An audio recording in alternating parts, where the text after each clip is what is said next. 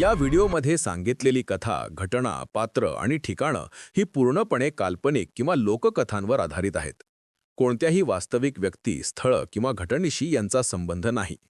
ही कथा फक्त मनोरंजनासाठी तयार केली आहे. आमचा उद्देश कोणताही अंधविश्वास पसरवणे, भीती निर्माण करणे किंवा प्रत्यक्ष घटनांबद्दल चुकीची समज निर्माण करणे नाही. हा कंटेंट 16 वर्षांवरील प्रेक्षकांसाठी योग्य आहे. मी ज्या कॉलेजमध्ये शिकत होतो तिथल्या मुलांच्या हॉस्टेलमध्ये एक खोली होती. खोली क्रमांक 109. लोक म्हणायचे की ती खोली बंदच ठेवलेली असते. रात्री तिथून विचित्र आवाज येतात. कोणीही तिथे शेवटपर्यंत राहू शकत नाही. मी या गोष्टींवर कधीच विश्वास ठेवला नाही. हॉस्टेलमध्ये अफवा पसरतातच असं वाटायचं. पण एके दिवशी माझ्या मित्राबरोबर जे घडलं ते मी कधीच विसरू शकत नाही. त्या काळात कॉलेज परीक्षांचे दिवस होते. अभ्यासासाठी शांत खोली हवी होती, म्हणून मी आणि माझा मित्र रोहन संध्याकाळी रिकामी खोली शोधत होतो. बाकी सर्व खोल्या भरलेल्या होत्या. मात्र एकच खोली बंद असल्याचं दिसलं. रोहन म्हणाला, "चल ना, इथेच बसू थोडं, काय होणार आहे." मीही त्याचं ऐकलं. बंद असलेली खोली बघून थोडं विचित्र वाटलं, पण आम्ही दार ढकललं. दार किंचित अडकलेलं होतं, तरी ते उघडलं. खोली खूप मोठी नव्हती, पण थंडी होती. जणू खिडकी उघडी असेल अशी थंडी, पण खिडकी बंद होती. खोलीत कुणी नव्हतं.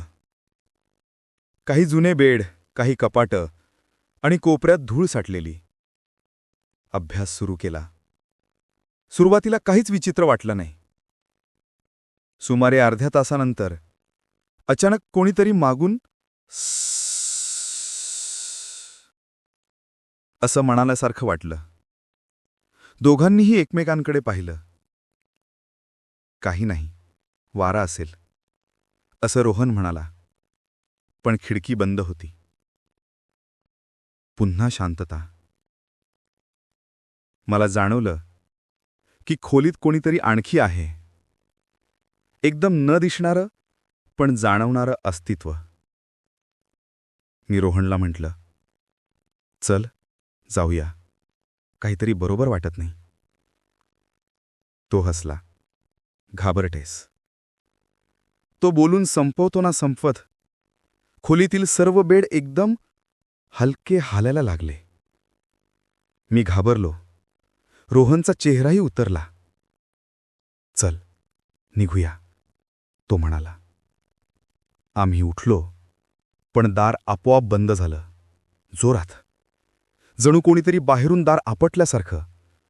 रोहनने दार पकडून उघडण्याचा प्रयत्न केला, पण ते हालतही नव्हतं. मीही मदत केली, पण काही उपयोग झाला नाही. मी मागे वळून खोलीकडे पाहिलं. कोपऱ्यातील एक रिकामा बेड हळूहळू हालत होता. जणू कोणीतरी त्यावर बसलेला आहे.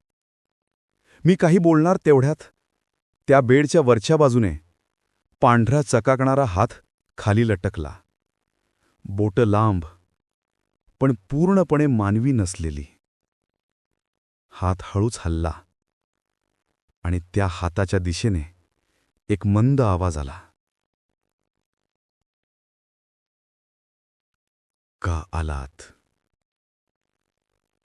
रोहन थरथरला. मीही थिजलो. दार अजूनही बंद, खिडकी उघडत नव्हती.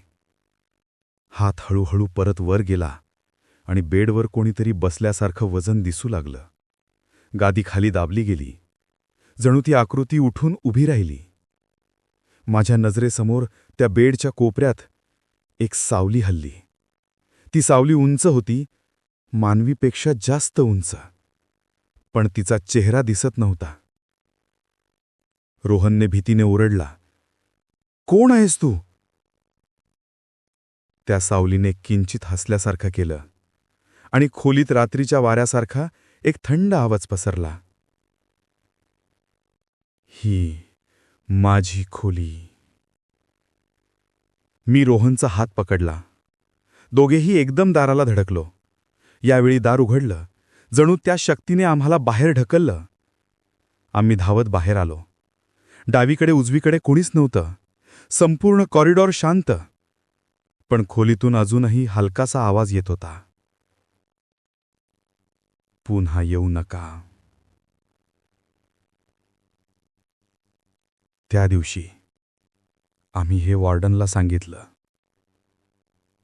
तो शांतपणे म्हणाला, हो, खोली 109 बंदच ठेवायची असते.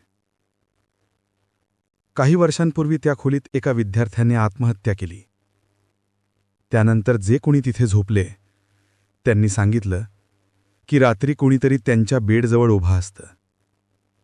म्हणून ती खोली कायमची बंद ठेवली. मी आणि रोहन एकमेकांकडे पाहिलं. आम्ही त्या खोलीकडे पुन्हा कधीही गेलो नाही. आजही कधी हॉस्टेलला भेट दिली तेव्हा तिथल्या 109 नंबरच्या दारावर जुनी कडी दिसते. दार उघडत नाही, पण माझं लक्ष जरा खाली गेलं तर तिथे धुळीत एक ताज्या पावलाचा ठसा दिसला. त्या ठशाची दिशा खोलीच्या आत होती.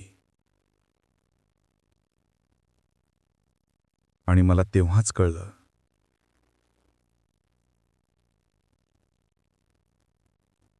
खोली 109